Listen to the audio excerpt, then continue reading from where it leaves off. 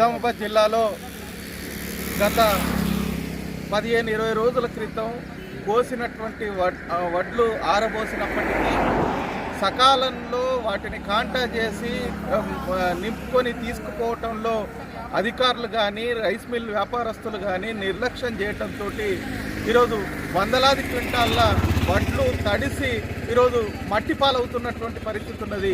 అనేకం ఈరోజు ప్రతి ఒక్క వడ్ల గింజకి మొలకలెత్తినటువంటి పరిస్థితి ఉన్నది.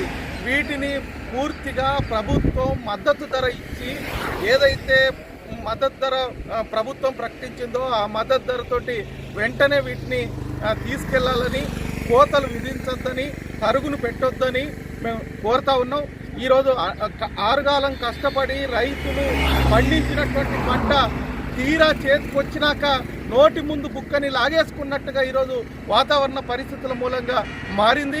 ప్రభుత్వం సకాలంలో స్పందించకపోవడంతో ఏదైతే అధికారులు సకాలంలో వీటిని రైస్ మిల్లకు చేర్చకపోవడంతో రైతులు నష్టపోయేటువంటి పరిస్థితి ఉన్నది.